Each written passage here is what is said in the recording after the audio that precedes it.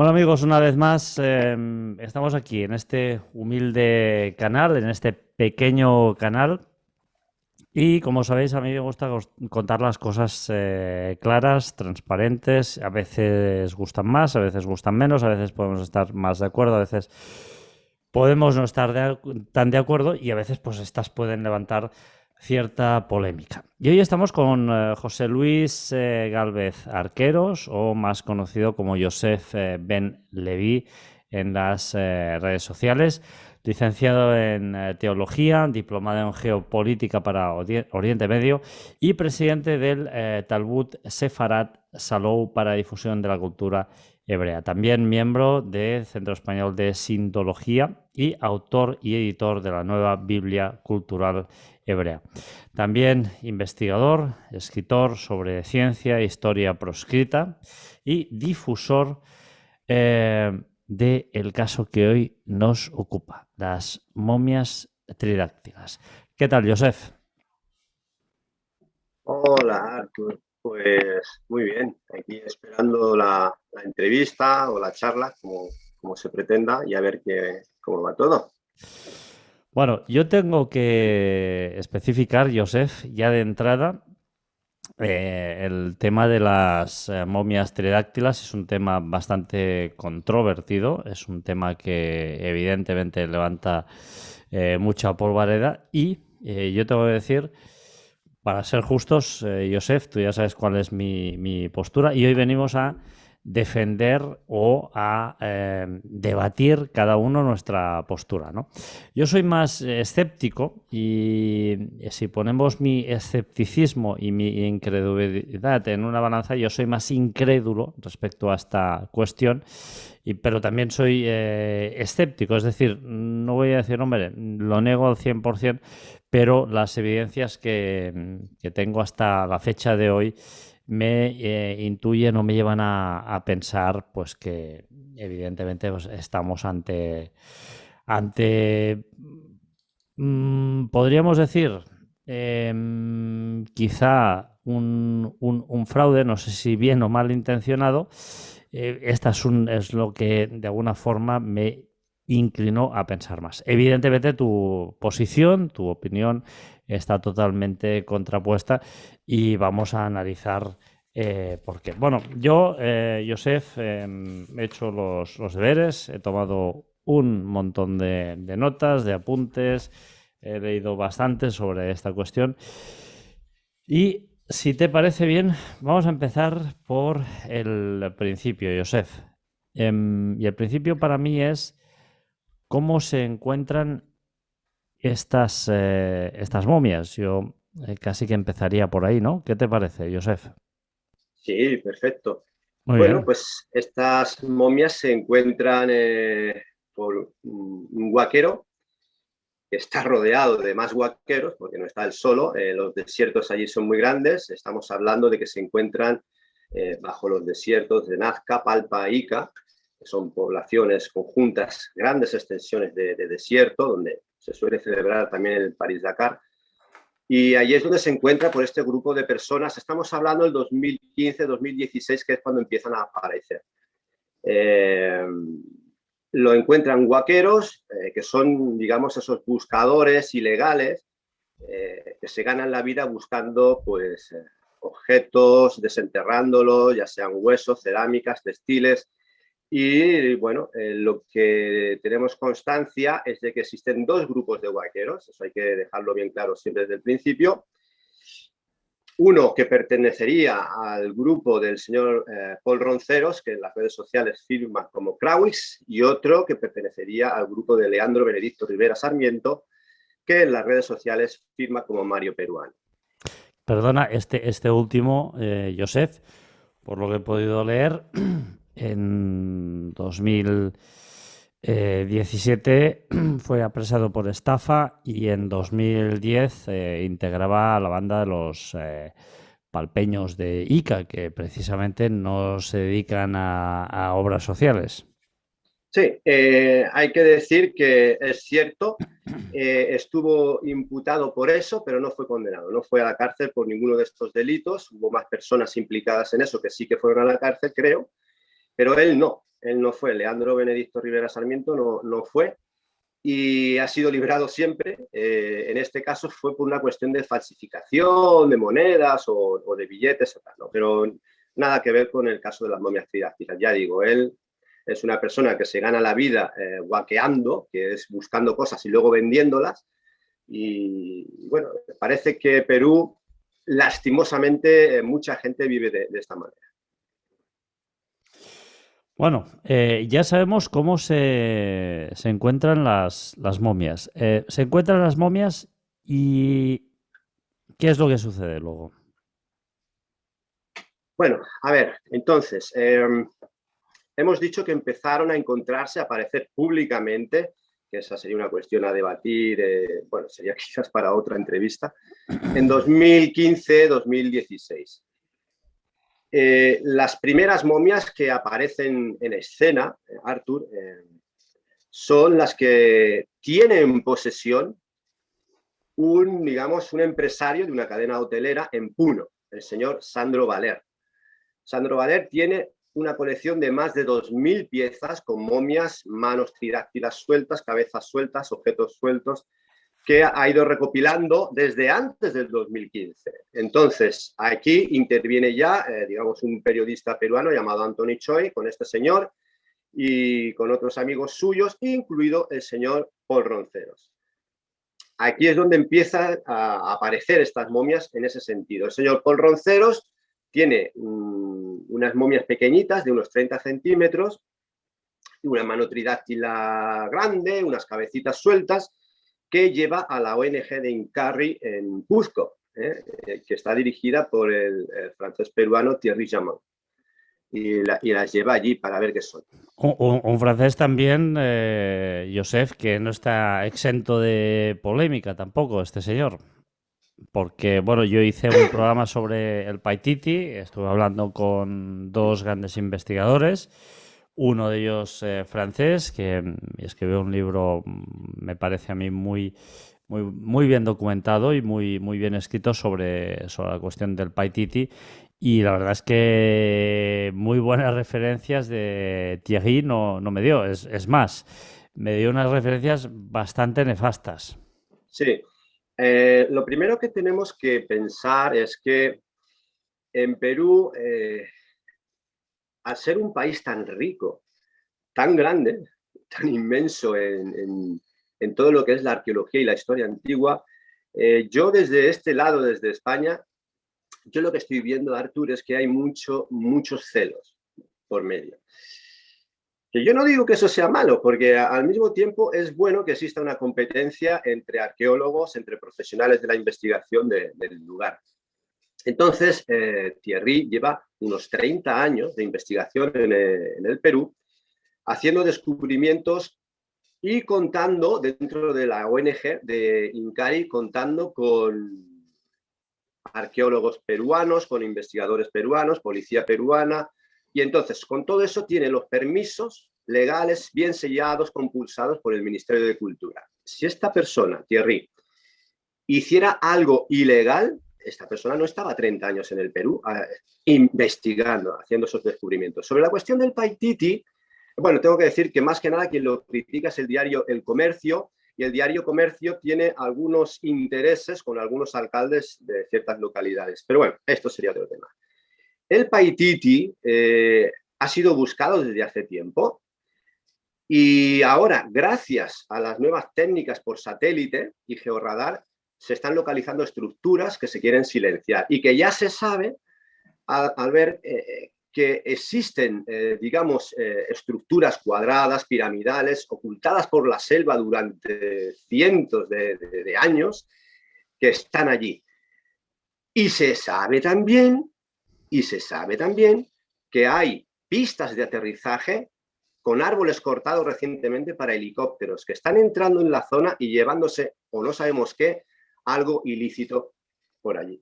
Intereses ocultos puede ser. Ocultar, no creo, ¿no, Joseph? Porque hace muy poquito en Perú se salió en todos los noticieros de todo el mundo que se había descubierto una estructura de lo que parecía ser una ciudad y muy cerca de Honduras también no hace mucho. O sea, que son descubrimientos que realmente sí que saltan a las noticias, ¿no?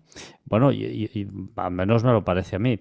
Yo estaba poniendo aquí una imagen de un estudio, de un contraestudio que se refiere a las momias tridáctilas, donde en una revista francesa muy especializada se refiere a Thierry Jamin como vamos, ni más ni menos que un estafador.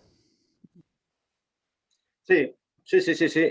Digamos que volvemos a lo mismo. Es una cuestión de celos, de personas que, bueno, lo más fácil es destruir el mensaje y al mensajero, ¿no?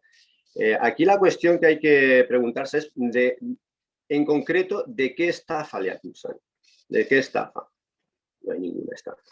Entonces, la única cosa es que pueden decir de él es que se presenta como arqueólogo, pero no lo es. No, él es historiador oficialmente. Él no es arqueólogo, pero hace trabajo de arqueólogo. Esto teníamos que preguntarle a Howard Carter o Lord Carnarvon si eran arqueólogos, ¿no? Por ejemplo, o a Julio Tello, ¿no?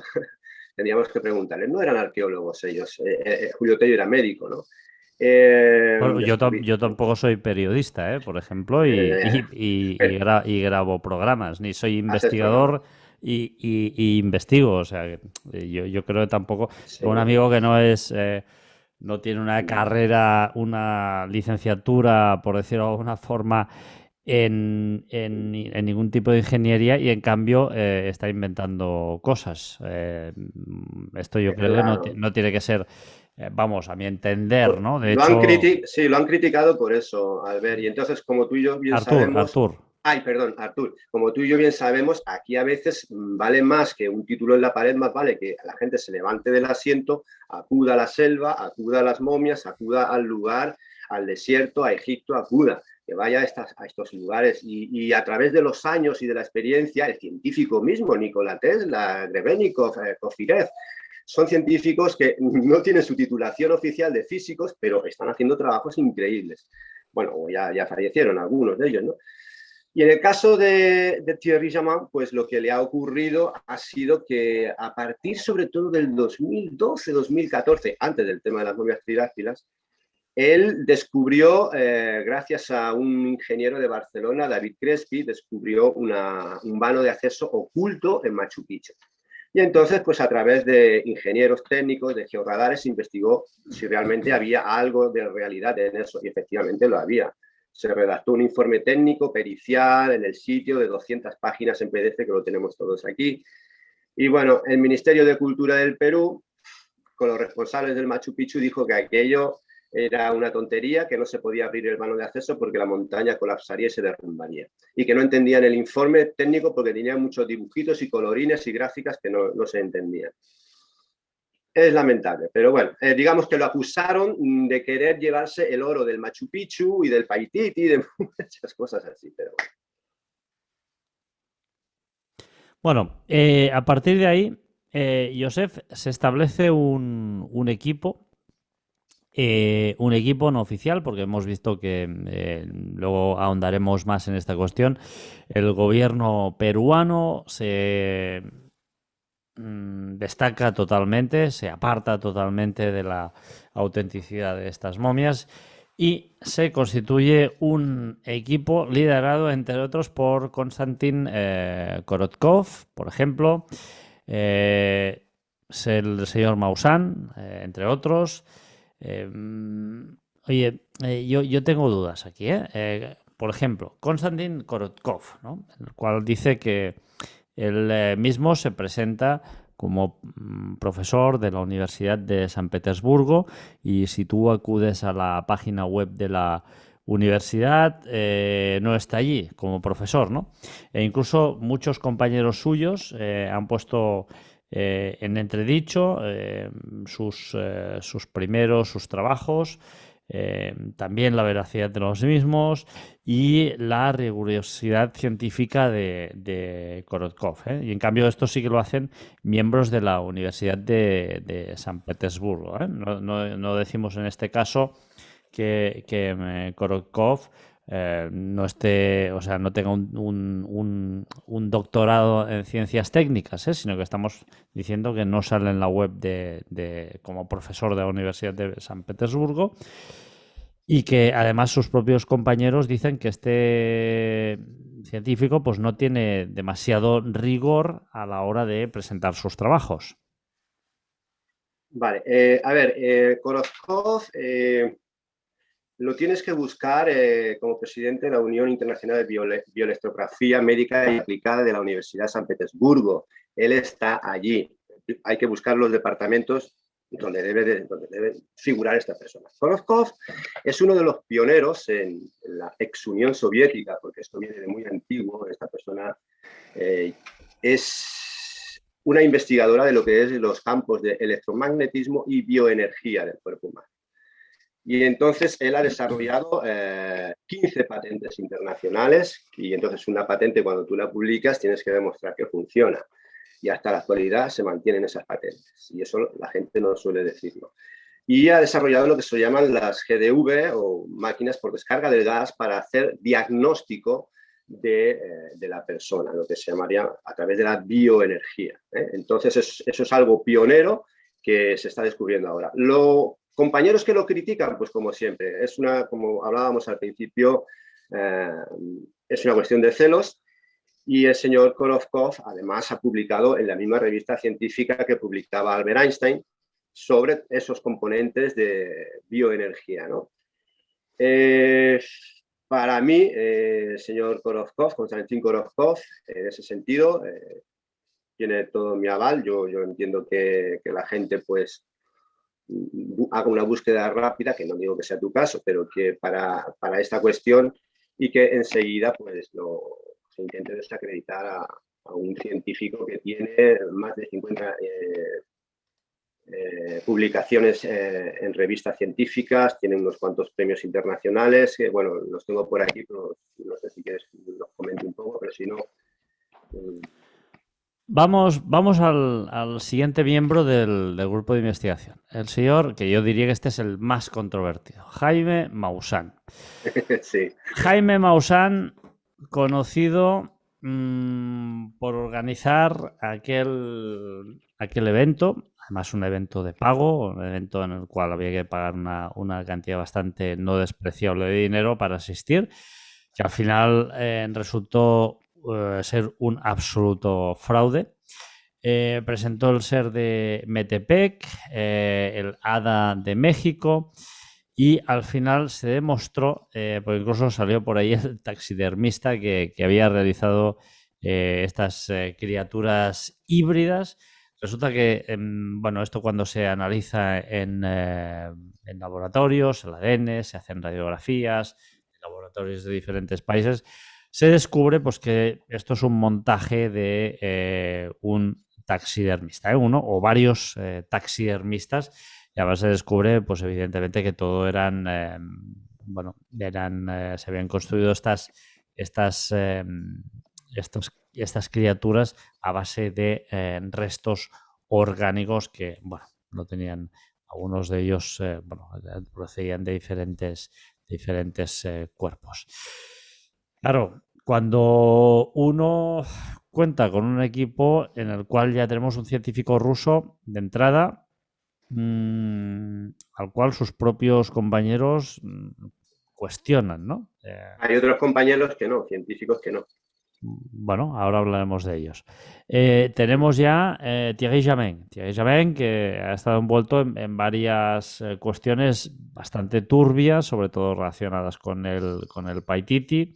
Y tenemos a señor Maussan, que el señor Maussan, pues evidentemente, este sí que también se ha demostrado pues, que en este sentido ha participado en podríamos decir, fraudes ya que se han probado. O sea, son fraudes probados en los que ha participado el señor Maussan, ¿no?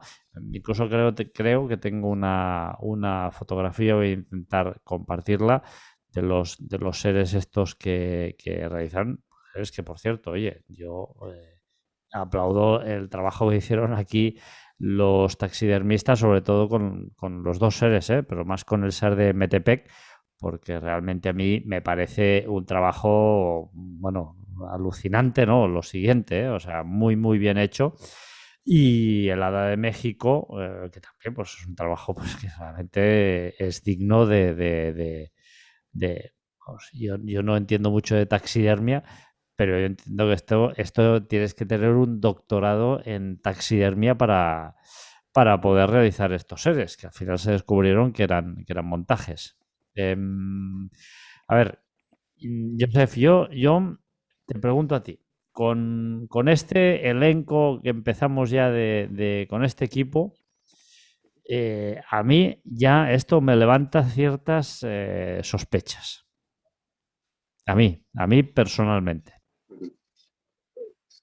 Bueno, a ver, si el locutor del telediario de la noche le dan una información y se descubre a la semana siguiente que esa información es falsa, ¿el locutor del telediario de la noche ha cometido un fraude?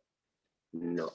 Ha dado una información porque es periodista. El señor Maussan tiene más de 30 premios en periodismo internacional y es demasiado tiempo, yo creo que está en medio siglo ya el señor Maussan, en los que su carrera está ahí arriba. Entonces, el señor Maussan es un periodista no solamente del mundo del misterio y la ufología, claro que sí, sino también de la política, del terrorismo y del ecosistema. Y bueno, ¿qué culpa tiene el locutor?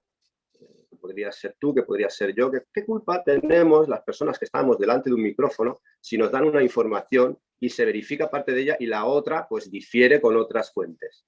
O que la información dentro de una semana se contraste que sea un fraude. Yo siempre digo lo mismo. A ver, si estamos hablando de la palabra fraude, estamos hablando de algo muy fuerte, porque estamos acusando a una persona. Entonces, lo que hay que hacer es demostrar que es un fraude de verdad de manera legal y lícita, porque a ti como a mí nos gusta todo lo que es los datos bien contrastados. Entonces, que se demuestre ante un tribunal que existe un acta procesal de juicio con su número, con su registro de que ese señor ha cometido un fraude en ese año, en esa fecha, con ese caso concreto. Vamos al caso de MPT, por ejemplo, ¿no? Un monotitic que una persona aparece un día por allí, una persona sola, y dice que eso es un monotitic que le cortó las orejas y le dio la vuelta a la piel. Perdona, pero es que tenemos 5 testigos vivos que dicen que vieron al bicho ese vivo, que estaba allí vivo en un cepo, y luego tenemos los resultados que por un lado JJ Benítez hizo y también hizo el señor Maussan con 4 departamentos científicos de este caso confirmando ¿Y el ADN que dice que es humano, entonces?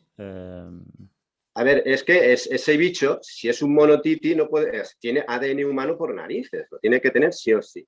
Entonces, bueno, puedo entrar un poco en el ADN porque todo es una cadena genética que todo ser vivo tiene, hasta las plantas tienen ADN humano. Y nosotros tenemos ADN de las plantas, los seres humanos del maíz, las momias tridáctilas, en este caso los seres pequeños de 60 centímetros, del frijol.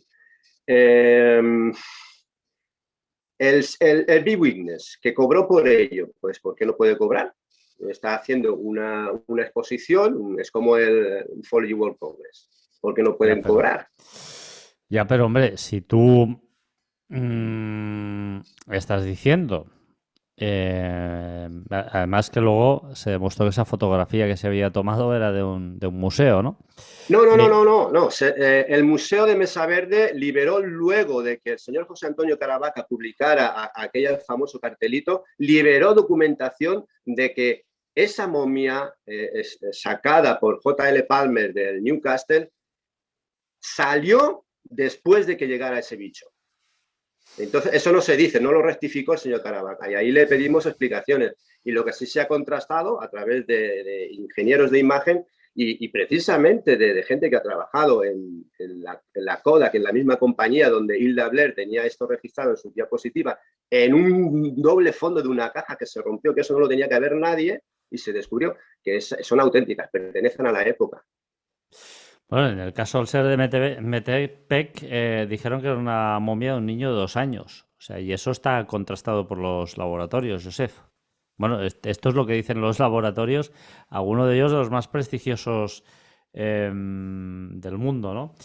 Yo antes de continuar, para aclarar un poco las personas que nos están oyendo, que nos estén viendo, que nos estén escuchando, conceptualmente, ¿a qué corresponden? Y de una forma que sea sencilla y entendible, porque hay personas que evidentemente no son técnicas, no son científicas, no entienden de esta cuestión. ¿A qué corresponden, qué tipo de seres son las momias tridáctilas? No lo sabemos. La respuesta sencilla, Artur, es que no lo sabemos. Pero los resultados que se han obtenido por 3 laboratorios diferentes, en este caso estaríamos hablando de Biotecmol, el de Abraxas y su compañero Zen4Gen y la Universidad del Departamento de Genómica de San Petersburgo, nos dicen, una vez limpiada la muestra de contaminación y bacterias, eso es un proceso que se hace hasta 7 veces. Una vez analizado eso, se hace lo que se llama una secuenciación masiva del genoma. Ojo, una cosa es la secuenciación masiva, que es meterse dentro de las lecturas más pequeñas de las cadenas genéticas para saber de dónde viene eso. Eso es una cosa. Y otra cosa es, digamos, lo exploratorio o lo preliminar. Cuando se hace una secuenciación exploratoria, preliminar, autosómica, de huella autosómica, mitocondrial, es para determinar si es varón o hembra, si tiene una afiliación familiar, su ascendencia o descendencia. Entonces, cuando eso se hace autosómico, que es exploratorio, es porque o la investigación se quiere parar ahí, solamente se necesita saber ese dato, o porque la muestra está altamente contaminada o porque los laboratorios no pueden avanzar más de eso por ese motivo, ¿no? Ahora, si la muestra se extrae de vértebras, del interior del cuerpo, de dientes, de sitios más asépticos, más limpios, entonces sí se puede hacer una exploración más profunda. Vale, pues la exploración más profunda nos dicen que los seres, las momias tridáctilas, que son 2 especies, que no lo hemos dicho, una grande de 1,70 m y los pequeñitos de 60 centímetros, tienen un 30% sapiens sapiens y el resto, un 70-80%, no clasificado en el planeta Tierra. Es decir, que se desconoce en el planeta Tierra. Entonces, la secuenciación del ADN se establece en 2 tablas mundiales, que es la tabla BLAST y NCBI, que viene a significar tablas de alineamiento del genoma. Desde que ya se descubriera en 2006, si no recuerdo mal, la secuencia genómica humana.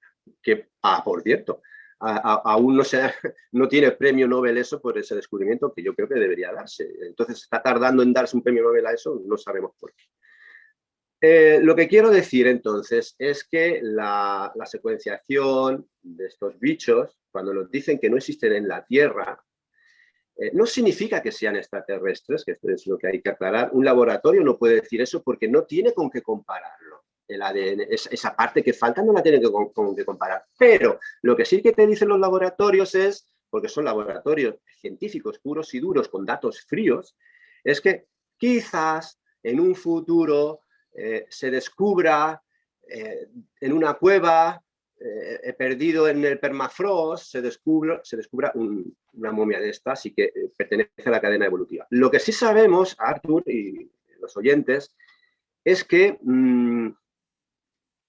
a mi modo de ver, no puede ser que estemos hablando de algo que pase inadvertido para la secuenciación masiva. Porque no estamos hablando de una momia, no estamos hablando de una bacteria que puede esconderse. Estamos hablando de cientos de momias, cientos que están apareciendo, momificadas, y que son grandes, de 30, 60, 50, hasta de 1,80 m y 2 metros de altura. ¿Dónde más han aparecido momias, Josep? Vale, están apareciendo, básicamente, se están desenterrando de allí, de los desiertos del Perú. Y entonces, sí sabemos que existen momias así en la prefectura de Oiti, en Japón, en el Museo del Demonio, que se llama. Allí tenemos una momia tridáctila con un golpe en la cabeza fuerte. Tenemos otra momia en un museo privado de Bélgica, que ya mira tú qué casualidad, ya no está, la han escondido, no sé por qué. Y tenemos luego la evidencia testimonial, como ocurre cuando se estudian, por ejemplo, semíticas, de petroglifos, geoglifos, cerámicas y textiles con seres tridáctilos, que aparecen junto con personas y con otros animales. Entonces, ¿por qué la World Committee on Mummies Studies dijo en 2017 que básicamente las momias se componían de restos humanos, manipulados e incluso algunos de ellos hasta mutilados, como sugiriendo, y luego veremos que también hay un francés que apunta en esta dirección y lo hace usando las tomografías que, por cierto, también dicen que son de muy baja resolución, incompletas, y que además pues que faltan. Bueno, llegaremos a este punto luego, ¿no? Centrémonos en esto. World Committee for on Mummy Studies en 2017 dice esto, que bueno, que estas momias son básicamente humanas y que han sido manipuladas. Y que no solo eso, sino que incluso hasta contienen partes que han sido mutiladas. Sí. Uy, de verdad, Artur, me alegra que me hagas esta pregunta porque es muy buena la pregunta. Y quizás es la pregunta base, la base piramidal donde se sostiene todo el argumento negacionista del caso. En 2017, este congreso de momiólogos, que ahora resulta que parece que existe una carrera de momiología, yo pensé que solamente era arqueología forense. Bueno, pues resulta que este congreso existen 14 firmantes, 10 peruanos, 4 argentinos, que dicen que las momias son un fraude sin investigarlas, sin acudir al sitio, que es lo que nos gusta a nosotros, Artur. Estar en el sitio con los cuerpos, mirarlos de cerca, quitarles el polvo blanco de diatomea que los cubre la alga fosilizada esa, para ver si tienen cortes, si tienen suturas. No, se sientan en casa con la pantalla desde lejos y dice, esto es falso, firma aquí. Oiga, pero que yo soy argentino, yo no sabes, tú firma. Y firman, sin investigarlas. Luego aparece Rodolfo Salas Gismondi, que es, digamos, un antropólogo peruano contratado, que dice, no, los huesos son añadidos, las falanges son añadidas, le han cortado y le han puesto falanges. No es el único que lo dice, ¿eh? Una persona, un cargo muy importante, que lo veremos, del Musée de l'Homme, también lo dice, y dice de hecho que en las tomografías se ve claramente esto. Vale, me estás hablando de Fabrice Demeter y Alain Froment. No. Bueno, ellos están en el Museo del Hombre de París. Los contrata el Hombre del Museo. Tengo que decir que el Museo del Hombre de París oficialmente jamás, y repito, jamás ha hecho un comunicado diciendo que las momias son un fraude. Eso lo ha hecho y lo ha dicho sentado desde casa, como Gismondi, Fabrice Demeter y Alain Froment, que son antropólogos, que tienen su carrera de prestigio, pero tú no puedes desde casa hacer esas declaraciones oficiales. Bueno, a ver, y que tampoco son personales las que hicieron ellos. Julien Benoit de l'Université de Montpellier, además uno de los paleontólogos más reputados que hay, sí que recibió las tomografías. No, falso. Albert, bueno, hay que decir a la gente, falso. Déjame, por favor. Mira. Sí, dice que algunos de estos escaneos, y leo textualmente, tienen menos de 400 cuerpos complejos, lo cual dice que es insuficiente. Y bueno, y luego, si quieres, analizamos momia por momia lo que dice de cada momia. Mira, te explico lo que pasó aquí. Las momias se encontraban en la Universidad de Ica y estaban siendo estudiadas. Vino la pandemia y entonces aparece un escritor de novela, de espionajes y así, de ciencia ficción, llamado Alain Ubrecht, un escritor belga, que se hace pasar por amigo de Thierry Jamin y le convence a los catedráticos para que le dejen entrar a tomar las tomografías del DICOM, que es una especie de procesador de imágenes donde se están haciendo las tomografías de las momias, para llevárselas. El hombre no sabe. Ubrecht no sabe manejar el DICOM. Y lo que se lleva son tomografías incompletas. Cuando estamos hablando de tomógrafos de 128 cortes, las tomografías que se llevó no llegaban ni a 0 cortes, 0, estaban incompletas. Se las pasa a su amigo Julien Benoit. Se las pasa a su amigo francés Julien Benoit. Julien Benoit, cuando le llegan esas tomografías, lo que hace es: no puedo dar una opinión sobre esto. Habla con un peruano que firma como Luca Manlovin, que es un seudónimo, no es un nombre real. Nunca ha dado el nombre real esta persona. Se ha dedicado desde el primer día a denigrar el mensaje y a los mensajeros, a destruirlos, hasta el punto de hablar de su vida personal y todo, desde el anonimato. Bueno, pues esos son los investigadores que tiene en la parte negacionista. Julien Benoit le dice a Luca: oye, ¿qué hago con esto? Entonces, reconstrúyelas. Y Julien Benoit reconoce, yo tengo las capturas de eso, que tiene que, y está en audio, está publicado en audio además, que tiene que reconstruir esas tomografías incompletas que le pasó Ubrecht, porque no llega, las tiene que reconstruir con fotos por internet. Y entonces él dice que además añade un software en 3D para acabar de darle la forma. Y a partir de aquí ya tenemos todo el circo montado. Eso es hacer pero entonces, ¿por qué no se comparten estas tomografías? Por supuesto que se están compartiendo. O sea, las que tenemos... A ver... Bueno, pues lo que dice Julien Benoit, y dice que según el estudio de lo que él tiene, si quieres analizamos, por ejemplo, Luisa, ¿no? Dice que utilicé la segmentación semiautomática para hacer un molde de la caja cerebral, lo cual dice que es un endocast. Y dice que exactamente no es el cerebro, pero refleja con bastante precisión la morfología externa del cerebro en la mayoría de las especies, ¿no? Dice que tienen bulbos olfativos evidentes, nervios ópticos, trigémino e hipogloso, hemisferios cerebrales, etcétera, etcétera. Pero dice que lo curioso es que la anatomía del cerebro es contraria a la anatomía del cráneo, es decir, los bulbos olfatorios y los nervios ópticos se encuentran en la parte posterior del cráneo, en un lugar donde debería estar la nariz y los ojos, vamos, serían útiles, ¿no? Ahí, vamos, digo yo, tendrían que estar ahí, ¿no? Y no al revés. Y luego dice que el oído interno se encuentra en una boca que no tiene dientes y que conduce al conducto que alberga la médula espinal, ¿eh? Y entonces la opinión de Julien es, oye, al menos para Luisa, luego veremos la opinión de las otras momias, es que alguien hizo esta momia. Además, de hecho, él encuentra que incluso habría partes de animales domésticos muy comunes en América del Sur, ¿no? Y incluso sugiere que el cráneo podría ser de una llama. Vale. A ver, explico un poquito porque la gente, para que no se pierda. Tengo que regresar un poco hacia atrás, Albert.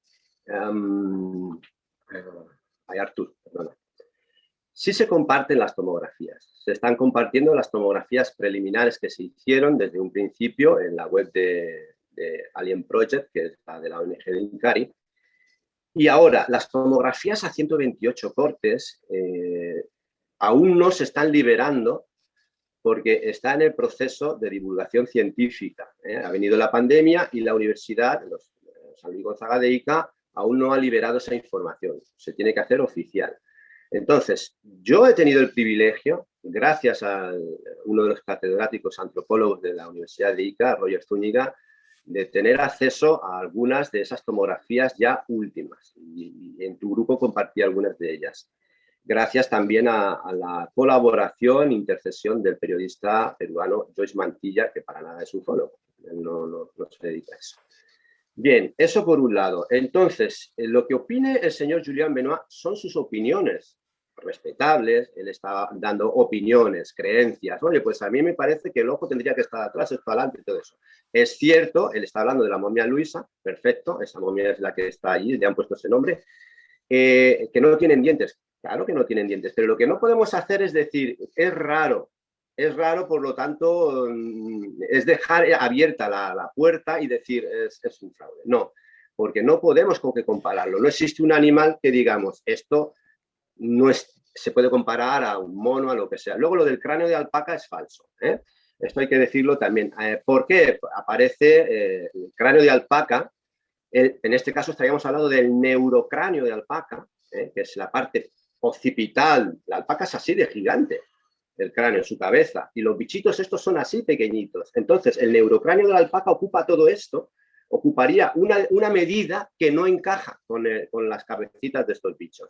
Bueno, pero aunque fuera una alpaca, una llama pequeñita. No encaja. O sea, al revés. Los bichos estos, la cabeza que tienen es tan grande que no existen llamas o alpacas o vicuñas que sean tan bestias, tan grandes. Bueno, pueden haber deformaciones, ¿no? Digo yo. Bueno, él sugiere, tampoco no dice o afirma. Él piensa que podría ser la cabeza de una llama, ¿eh? No afirma. Él dice que lo que tiene claro es que es de algún tipo de animal común en esa parte de América del Sur. Sí, a ver, lo que sí hay que decir también a las personas que tenemos informes de lo que es los huesos, de la histología de la piel, aparte del ADN, que nos dicen que de alpaca no tiene nada. Tiene más del perro que de la alpaca, y el cráneo del perro no se parece en nada. Luego hay otra cuestión, Josep, que científicos recientemente han afirmado que al final el universo sí que es cierto que es muy grande, que es muy vasto. Pero realmente cuando hablamos de criaturas vivas, el ADN, aunque fuera de otro planeta, no sería tan diferente. Es decir, que al final todos los seres vivos, por decirlo de alguna manera, Exacto, compartimos el ADN. O sea que así es muy complicado el hecho de afirmar, bueno, si una criatura, o sea, no es humana o no es, o sea, no es terráquea o es que puede provenir de otro planeta, o si es una especie nueva, o si al final realmente, aunque por decirlo de alguna forma, encontráramos el cuerpo de un alien, no sé, que hubiera vivido en Marte, su ADN no sería tan diferente del nuestro. O sea que sería muy complicado en ese sentido demostrar que se trata de una especie nueva, ¿no? De una especie... La pregunta sería en concreto. La pregunta en concreto es, ¿realmente todos los análisis que al menos he podido ver yo apuntan a que ahí hay ADN perfectamente reconocible? Es decir, de una criatura viva que ha estado en la Tierra. Y luego, si quieres, analizamos lo que dijo Benoit de María Guaguita. Sí, a ver, me gusta que la conversación vaya por estos caminos ahora porque es muy interesante. Realmente el ADN humano no existe, porque como tú bien dices, el ADN es una secuencia viva que está por todo el universo. Y como diría Carl Sagan, somos polvo de estrellas, ¿no? Pero el ADN humano lo tiene, o sea, nosotros nos diferenciamos con el mono, con la oruga, con la mosca, entre un 95 y un 99% de diferencia. Con que solamente baje un 1% el ADN en comparación con el nuestro, ya somos otra cosa, ¿no? Y en este caso... sí, porque desde luego con el cerdo compartimos el 99%, sí, me parece, ¿no? O sea, sí. muy curioso. Sí, entonces, el animal más alejado del ser humano en ADN estaríamos hablando del pulpo, creo que está por debajo de un 15%, o las amebas. Pero hay que decir a la gente que el ADN humano tiene componentes extraterrestres también, que no han podido generarse en la Tierra, como diría Francis Crick y Watson, Claro, ahí es donde quería llegar yo, es decir, el Estaría, ADN presuntamente extraterrestre, según los científicos y las últimas investigaciones, no sería tan diferente del terrestre, es decir, sería muy complicado decir que una criatura es extraterrestre en base a su ADN. claro, entonces aquí acabo con la explicación de antes, para seguir ahora con la tuya. Alan Davis decía, el ADN humano tiene un componente que se llama el bornavirus. El bornavirus, eso es algo que no es de aquí, que ha tenido que venir de fuera, como decía Francis Crick. O sea, el ADN evolucionado en la Tierra es totalmente imposible. Ha tenido que venir, decía él, por panspermia dirigida o montado desde fuera. Ahora, los bichos estos, estas momias pequeñas, tienen un 30% sapiens sapiens, un 20% en las pequeñas, un 30% en las grandes, ¿no? Sapiens sapiens. O sea, hay una diferencia hasta llegar al 100% sapiens sapiens, que sería un completo humano, bestial. O sea, no estamos hablando de un 1% que cambia. Entonces, por eso no podemos comparar, porque estos seres pequeños tienen las costillas circulares, la columna vertebral en el centro, totalmente, no tienen metacarpo, totalmente diferentes. No podemos compararlo con nada, porque los resultados de ADN que se han hecho nos dicen que no están hibridados con ninguna especie animal conocida de la Tierra. No hay hibridación, no pertenecen a una cadena evolutiva de la Tierra conocida. Entonces son independientes a todo eso. Entonces, ¿qué hay que hacer con esta situación? Pues esperar, como a veces hemos hablado, Artur, esperar a ver si tenemos más adelante, más investigaciones, más novedades, se puede hacer autopsias, que es lo que estamos esperando. Y entonces ahora aprovecho para decirte una buena noticia.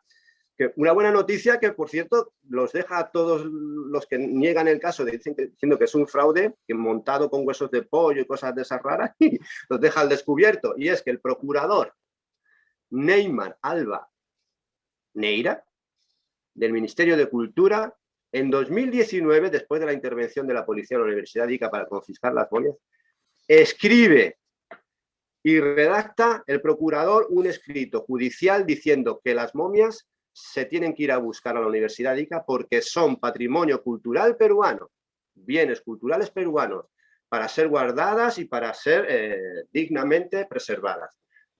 Y ellos decían que eso no podía ser patrimonio cultural peruano porque eran huesos de pollo, cráneos de alpaca, etcétera. Bueno, es que te explico, aquí nadie ha dicho que no sean momias auténticas. Aquí lo que todo el mundo está diciendo, los científicos, es que se han hecho en base a momias prehispánicas. Por eso se pueden datar con antigüedad, porque el fraude vendría hecho con momias prehispánicas. Y en este sentido, Julien Benoit, otra vez, nos dice que respecto a María, por ejemplo, dice que el escaneo que le facilitan a él es de baja resolución, faltan diapositivas y afirma que el esqueleto de María es completamente humano en todos los aspectos, salvo en las manos y en los pies. ¿Qué dice él? Pues que estas áreas, las manos y los pies, faltan en las fotografías, pero que todo con eso, él dice que los huesos de los pies han sido alterados. El dedo medio del pie izquierdo no está articulado a ningún hueso. Hay 4 huesos para articular los dedos de los pies en cada pie, pero solo hay 3 dedos. Es decir, habría el sitio para 4 dedos, pero solo hay 3. Y además dice que se ha seccionado el calcaneo, el hueso del talón, y que no es funcional, pero encaja perfectamente con la mutilación de un pie humano para crear una criatura de 2 dedos. Y él dice que cómo llega a esta conclusión, pues usa los frames de vídeos de alta resolución donde se mostraban escaneos para realizar una reconstrucción tridimensional de la mano de María, y dice que ahí pues se sorprende con la reproducción porque lo que aparece es el trapecio, es decir, el hueso pequeño en la base del dedo pulgar, que indica que María tenía un dedo pulgar, es decir, como si alguien hubiera cortado o seccionado ese dedo, ¿no? Luego dice que otro detalle que se puede apreciar son los tendones. Debería haber 3 tendones si María hubiera tenido 3 dedos, pero se pueden ver perfectamente 5 tendones, ¿no? Lo cual indica que María tuvo 5 dedos y 2 de ellos fueron mutilados. O sea, al final, Julien dice, hombre, la momia puede ser auténtica, pero puede ser que en su día se le cortaran los dedos. O sea, que se momificaran y posteriormente o anteriormente se cortaran los dedos, ¿no? Y Vale. ahí Pues, hay una imagen que voy a intentar compartir. Voy a intentar compartir para que se vea hay una imagen gráfica, porque él lo pone, ¿no? De alguna forma lo plasma gráficamente. No sé si se puede ver la sí, imagen, pero ahí está, sí, ¿no? sí. Entonces aquí podemos ver los Ujú. 5 tendones perfectamente, y esta imagen Ya, procede automáticamente de esa tomografía que no, le facilitan a él, no es ningún no, montaje. no. Bueno, si puedo responder a esto de Sí, sí, Benoit. por supuesto, por supuesto. Vale, bueno, vamos a ver. Tenemos que recordar que es el mismo Julien Benoit el que reconoce que cuando Alain Ubrecht le entrega las tomografías robadas, porque se hizo pasar por un científico cuando no lo era, y por amigo de Thierry cuando no lo era, con los catedráticos de la universidad, se lleva tomografías incompletas. Y Julien Benoit, cuando le llegan a él, dice que con eso no puede hacer nada. Y entonces la tiene que ir reconstruyendo en base a ir mirando fotos por internet y luego aplicando él un programa en 3D. Sí, Entonces, pero en este caso, él ya no está diciendo que esto es reconstruido, sino que está analizando directamente la imagen en alta definición. no la puede tener nunca, nunca ha tenido acceso a esas imágenes, porque no han salido aún. Entonces está mintiendo.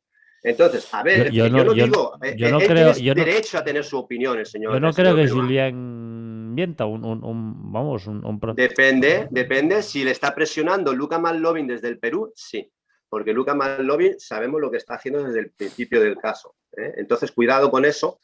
A ver, y vuelvo a decir lo mismo, Artur. Yo, el señor Benoit, igual que cualquier otro arqueólogo negacionista del caso, pueden tener sus opiniones, claro que sí. Pero lo que estamos diciendo siempre es algo empírico, en datos, en todo contrastado. Tú quieres saber la verdad del caso, ves a la universidad, que allí tienes las momias, hace ya 3 años que las tienes allí, ves allí, investigalas, la universidad te deja las puertas abiertas, lleva tu equipo para investigar. No han querido, Artur, no han querido.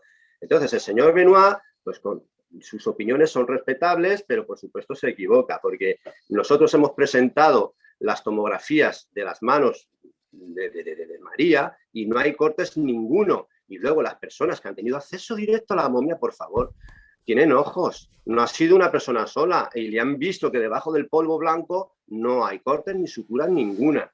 bueno, Eso, si fuera un fraude en la antigüedad o moderno, enseguida se vería, porque estamos hablando de un cuerpo post-mortem y no agarra la piel, eso se notaría.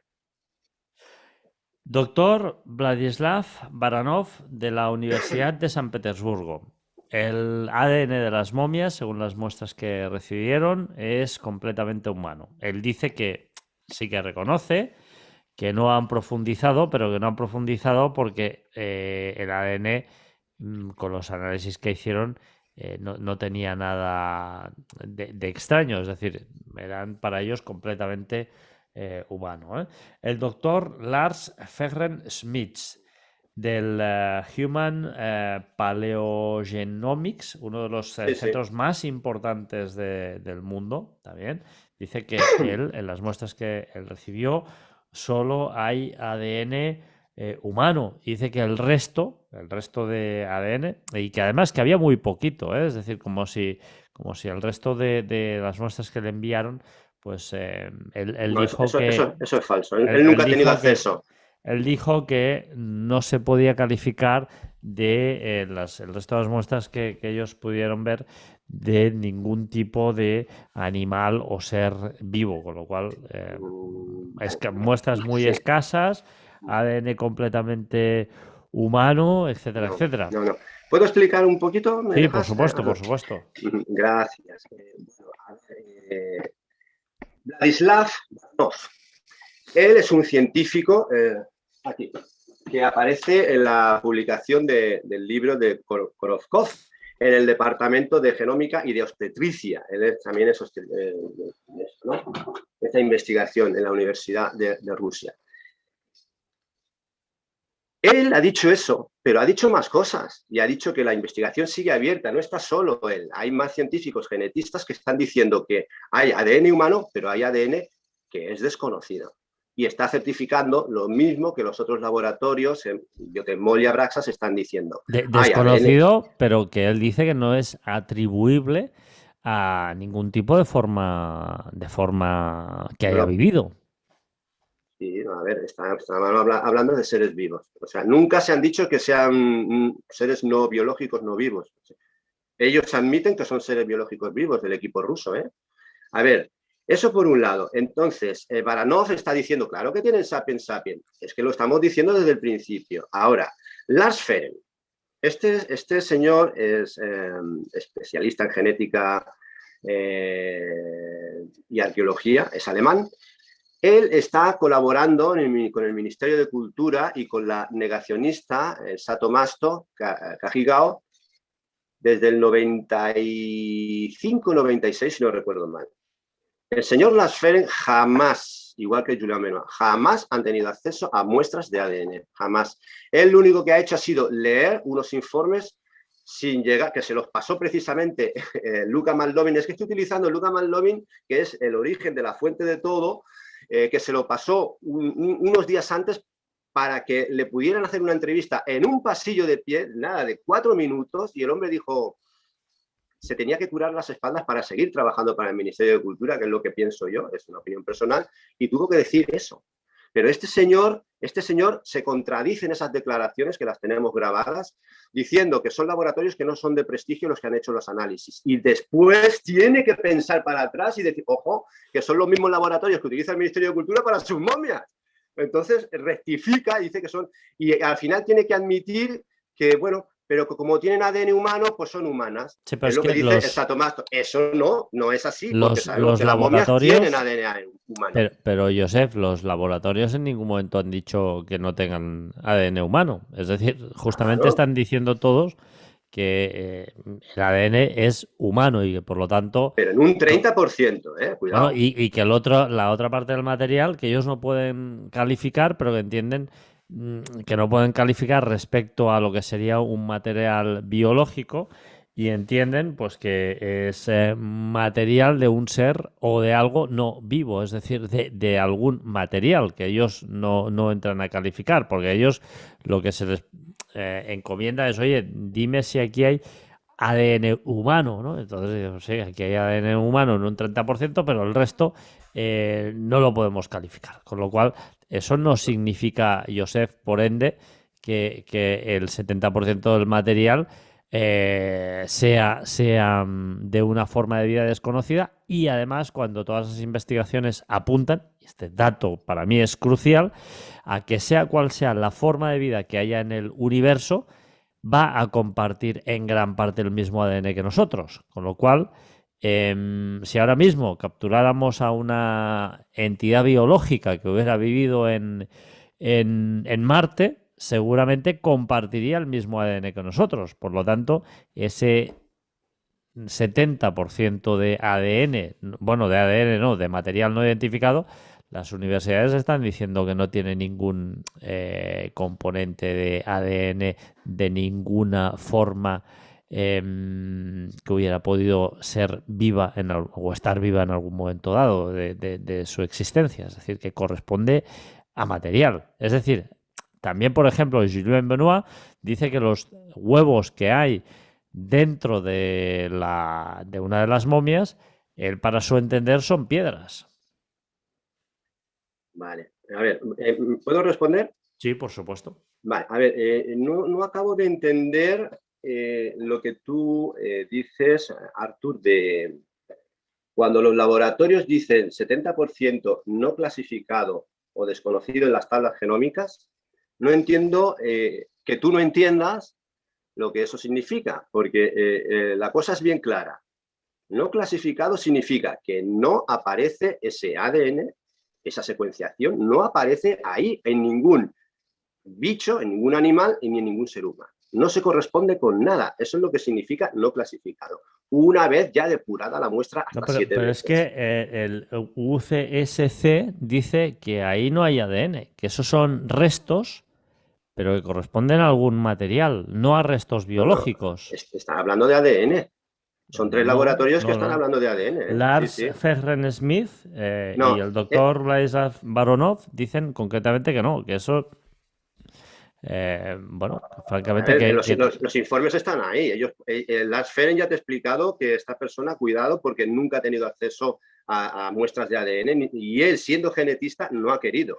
y uno de los laboratorios que está en la página web, que eso yo también te lo dije en su día, también dice que las muestras que se le enviaron estaban contaminadas y además todos los laboratorios dicen que, bueno, que sí, que nos han enviado unas muestras, pero como si nos hubieran enviado, pues no lo sé, un trozo de chorizo envuelto. Es decir, nosotros nos envían una serie de muestras, pero nosotros no sabemos ni con qué método científico se han recolectado las muestras, ni sabemos exactamente su proveniencia, etcétera, etcétera. Y luego, pues, muchos de los laboratorios dicen que sí, que son restos de ADN humano, pero que corresponden a restos humanos prehispánicos.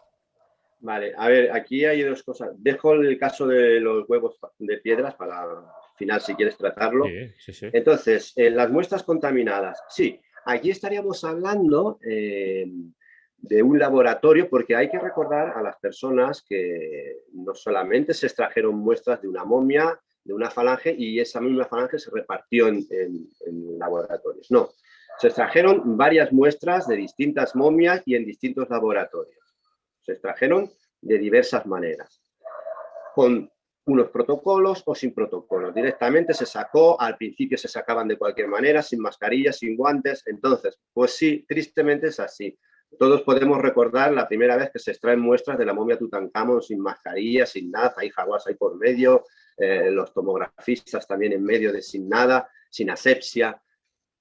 Esas primeras muestras fueron enviadas a un laboratorio en Canadá, de paleogenómica llamado Lake Heath. Entonces, en ese laboratorio llegan esas muestras en esas condiciones deplorables. Entonces, este es un laboratorio de gran prestigio. Cuando un laboratorio de gran prestigio va a recibir muestras altamente contaminadas, tiene dos opciones. O cierra la puerta para evitar perder clientes, porque le dice, oye, estás examinando cualquier cosa, no me interesa llevar nada a tu laboratorio. No.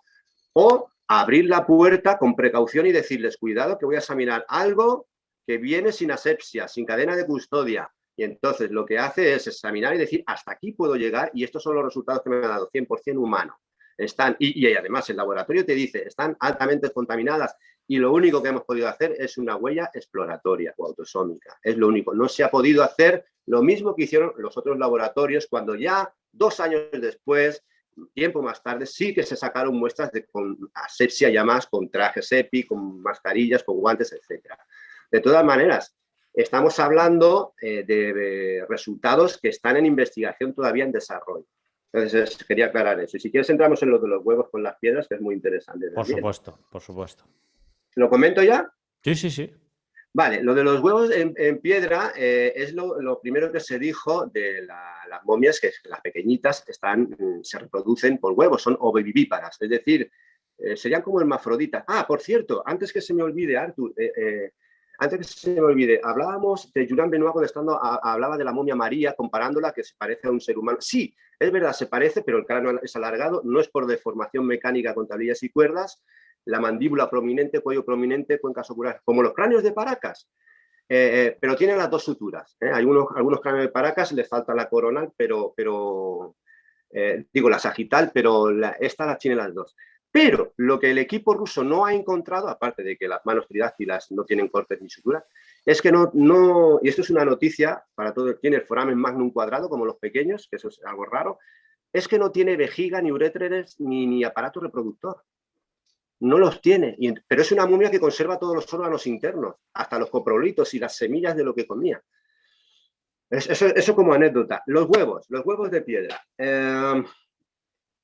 se dijo, eso son piedras, porque lo ha reconstruido un huaquero en su garaje o porque querían reproducir algo y tal, ¿no? Y bueno, pues se pudo en la Universidad de Ica, es una de las cosas que tienen que liberar todavía, pero nosotros ya tenemos la información, se pudo introducir una aguja endoscópica en uno de los huevos y extraer material embrionario. Entonces, por lo tanto, se deshace la cosa de las piedras ahí.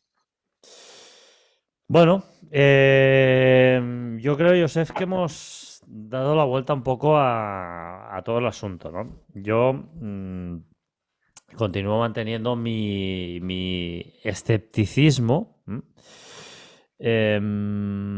Y continúo a la espera de nuevos análisis, nuevas pruebas, imágenes mucho más detalladas, de alta resolución, que demuestren, por ejemplo, que María no tenía esos 5 tendones.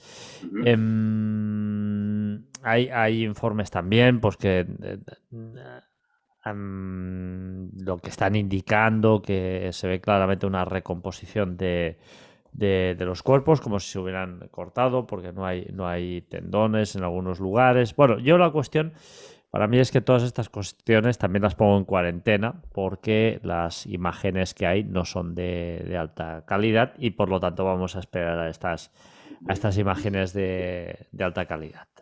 Sí, me dejas añadir algo. Yo he visto el informe que estás utilizando y ese informe es el que se elaboró cuando Alan Ubrecht robó los tags incompletos.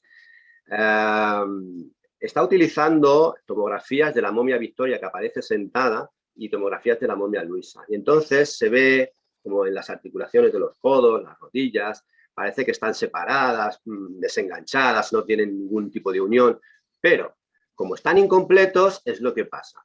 Que la gente ya dice, oh, no tú, me refiero, que parece que es algo que se nota que no tiene ninguna funcionalidad. No, pero por eso, por eso yo te digo que lo pongo en cuarentena porque la calidad de las imágenes no es la que tendría que ser. Exacto. Entonces, cuando examinamos muy bien las tomografías ya que salen a 128 cortes por el DICOM, pasadas ya con ese aparato que lo calibra todo, se ve perfectamente que las articulaciones están bien unidas con su piel y a través de huesos sesamoideos y articulaciones coronadas. La momia María grande tiene la articulación en rótula, como los humanos, eso sí, pero estas las tienen así, coronadas, son súper extrañas y en medio hay los huesos sesamoideos. O sea, el hueso sesamoideo es como la pátela que tenemos en la rodilla, que es este hueso que nos tocamos nosotros y se mueve. Eso sería un hueso sesamoideo grande. Pues estos los tienen pequeñitos ahí metidos. Es increíble. Y se desplazarían los huesos también, las articulaciones, como el avestruz o como algunas aves o algunos reptiles, hacia atrás. O sea, es algo increíble. Entonces, la momia María, hemos visto las manos a 128 cortes de resolución con un Takakilion, que eso es, vamos, una bestialidad. O sea, cualquier hospital muy avanzado en la actualidad, con un TAC de 16 cortes o de 20, ya es suficiente para diagnóstico.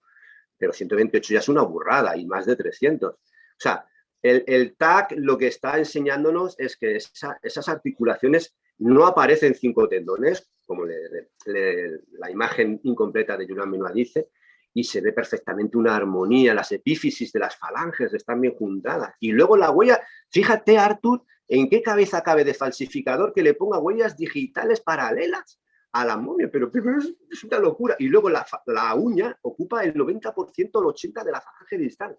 No hay ningún bicho en la Tierra que tenga eso. Tienen uñas con huellas dactilares, no tienen garras. Entonces, estamos ante algo súper extraño. Súper extraño. Y otra cosa, de los implantes no hemos hablado, que esa es otra muy gorda que estamos descubriendo ahora, los implantes. Con una aleación imposible de hacer hace 1000 años. Imposible. Bueno, vamos a esperar. Yo repito, soy más bien escéptico hasta que no tenga todos los elementos sobre la mesa, informes científicos, imágenes de mucha mejor calidad que demuestren que efectivamente ahí no hay 5 tendones, 5 tendones que corresponderían a 5 dedos y no a 3. Y vamos a ver qué sucede con esto.